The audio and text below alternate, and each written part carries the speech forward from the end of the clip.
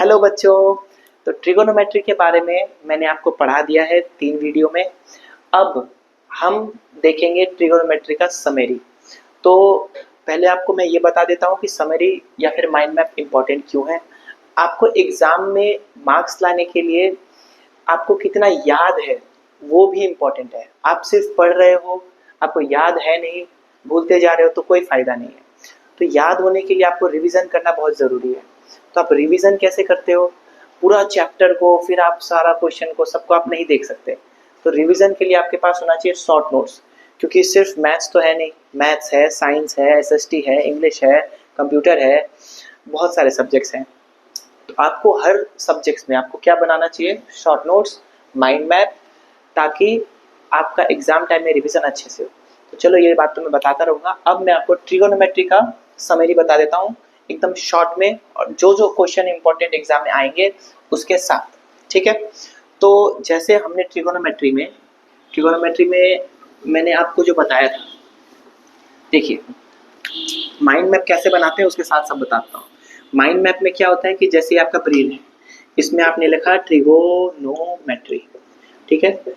Brain में क्या होता है कि जैसे कबर्ड है, ब्रेन आपका कबर्ड है, अलग अलग खंड इसमें हमने बना दिए, अलग अलग खंड इसमें हमने बना दिए। मान लो आपको कोई पार्टी में जाना है, अगर आपका कपड़ा कबर्ड में अच्छे से अरेंज्ड है तो आपको जल्दी मिलेगा, लेकिन आपने फेंक के रख दिया, इधर उधर सब पढ़ लिया, सब कुछ कर लिया, अरेंज करके नहीं रखा, ठीक है। तो क्या आपको ड्रेस मिलेगा क्या पार्टी में जाने के लिए? नहीं। वैसे दिमाग में डेटा इधर उधर फेंका तो नहीं मिलेगा, एग्जाम में याद नहीं आएगा। आपको क्या करना है? एकदम स्ट्रक्चर्ड। तो ये हो गया माइंड मैप, आपने पार्टीशन कर दिया। तो ट्रिगोनोमेट्री में फर्स्ट टॉपिक हमने कहाँ से स्टार्ट किया था? हमने स्टार्ट किया था ट्रिगोनोमेट्रिक आइडेंटिटी, ट्रिगोनोमेट्रिक रेशियो से। ट्रिगोनोमेट्रिक रेशियोज, इसका मतलब इसमें आपने राइट एंगल ट्रायंगल बनाया था। राइट एंगल ट्रायंगल में 90 डिग्री के अपोजिट हाइपोटेनियस, थीटा के अपोजिट परपेंडिकुलर, बचा हुआ बेस। और इसमें हमने पढ़ा था some people have curly brown hair turn permanently black, ठीक है।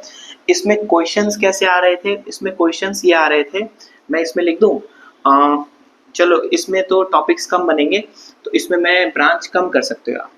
इसमें आप लिखो क्वेश्चन। क्वेश्चन कैसा आएगा इसमें?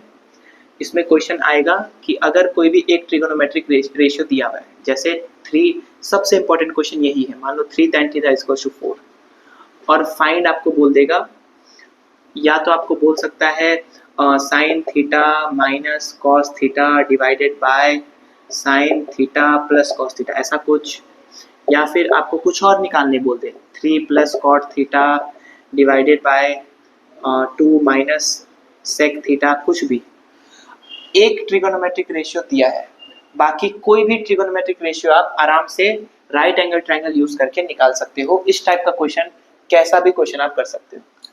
इसके बाद हम लोग सेकेंड ब्रांच में आ गए। सेकेंड ब्रांच में क्या था? Angles. Angles, value of some particular angles, value of some angles. कौन सा एंगल था? 0 degree, 30 degree, 45 degree, 60 degree, 90 degree. याद आया आपको? तो आप क्या करोगे, आपको ये याद होना चाहिए। आपने बनाया, यहाँ पे लिखा sine theta, cos theta, tan theta, यहाँ पे आपने लिखा 0, 30, 45, 60, 90। सर आपके पास तो बोर्ड बहुत बड़ा है इसीलिए आप लिख दे रहे हो, हम इसको कैसे लिखें? तो तुम क्या कर सकते हो, अपना 2 पेज को मिला के, नोटबुक में 2 पेज को मिला के छोटे हैंडराइटिंग में आराम से कर सकते हो। कॉस थीटा उल्टा 1√3/2, 1/√2, 1/2, 0।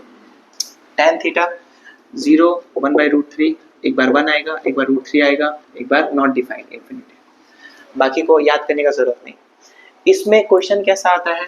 क्वेश्चन सिर्फ जो क्वेश्चन आने का हाई चांस है वही आपको बता रहा हूँ।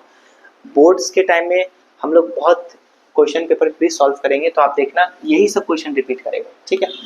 इसमें क्वेश्चन कैसा आएगा? Find sine 60 cos 30 plus cos 60 sine 30, ऐसा क्वेश्चन सर। वैल्यू पुट करो, आंसर निकालो। एक अच्छा क्वेश्चन आता है, मार्क कर लो, एग्जाम में आएगा तो फिर मुझे कमेंट करना। अगर tan a + b दिया हुआ है आपको √3, tan a - b आपको दिया हुआ है 1/√3 और क्वेश्चन आ सकता है find angle A and find angle B. Find A and B if A and B are acute angles. बहुत हाई चांस है, बहुत हाई चांस 2 मार्क के लिए। तो आप ट्राई करना, नहीं हुआ तो कमेंट करना। आजकल शॉर्ट्स में मैं बहुत चैलेंज डाल रहा हूँ, मैं आपको बताऊंगा, ठीक है। यहाँ आपका हो गया पार्ट 2 खत्म। अब लास्ट पार्ट है आपका जिसका नाम है ट्रिगोनोमेट्रिक आइडेंटिटीज। क्या नाम है? ट्रिगो आइडेंटिटीज, ठीक है। आइडेंटिटीज में आपने क्या किया, आपको याद रखना है sine square theta plus cos square theta is equals to 1। आपको याद रखना है कि 1 माइनस कॉस स्क्वायर थीटा क्या हो जाता है? Sine square theta. आपको याद रखना है कि कॉस स्क्वायर थीटा को हम लोग लिख सकते हैं 1 माइनस साइन स्क्वायर थीटा। इसी को मैंने बताया था कि 1 minus cos theta into 1 plus cos theta, और इसी को मैंने आपको बताया था 1 minus sine theta into 1 plus sine theta. दूसरा और तीसरा आइडेंटिटी याद रखने का कोई ज़रूरत नहीं है। आप क्या कर सकते हो, और आप क्या याद रखो कि कभी भी tan थीटा है तो मैं उसको किस में करूँगा? Sine by cos. आपको बहुत टीचर बोलेंगे कि हाँ नहीं वो, या जो भी आपको फ्रेंड्स बोलेंगे कि तुम इतना लॉन्ग कट कर रहे हो। देखो एग्जाम में तो आपके पास सोचने का, अगर आपको क्लिक किया कि हाँ tan कॉट से क्वेश्चन बनेगा तो अच्छा है, लेकिन क्लिक नहीं किया तो सबसे आसान रास्ता है साइन और कॉस में कन्वर्ट करो, वो क्वेश्चन सॉल्व होगा, कैसे भी वो क्वेश्चन सॉल्व होगा। कॉट थीटा को क्या लिखेंगे? कॉस बाय साइन, ठीक है। और मैंने आपको क्या बताया था, इसमें हम लोग और लिखेंगे कॉसेक थीटा को हम लोग लिखेंगे 1 बाय साइन थीटा, और हम लोग सेक थीटा को क्या लिखेंगे? 1 बाय कॉस थीटा, ठीक है। अब इसमें क्वेश्चन, प्रूफ दैट क्वेश्चन आएगा ही आएगा, 4 मार्क में या 3 मार्क में, लेकिन आएगा। तो कैसा कैसा क्वेश्चन आता है, कल हम लोग ने किया था मोस्टली फ्रॉम एनसीईआरटी एक्सरसाइज, ठीक है, एंड एग्जांपल्स। ये मैंने आपको करके बताया लास्ट उस क्लास में, आप पूरा देख लो, ठीक है। NCERT exercise and examples. और आप क्या कर सकते हो, मैं आपको क्वेश्चन बताता हूँ, जैसे ट्रिगोनोमेट्रिक का कैसा भी क्वेश्चन हो, आप उसको किस में कन्वर्ट करो? साइन में, कॉस में, आपका ये चैप्टर खत्म हो जाएगा। अगर ट्रिगो आइडेंटिटी से डर लग रहा है तो आप मुझे कमेंट करो, इसका हम एक वीडियो स्पेसिफिकली बनाएंगे जिसमें सिर्फ ट्रिगो आइडेंटिटीज कैसे उसको सॉल्व करना है। इतना से आपका ट्रिगो का डर एकदम खत्म।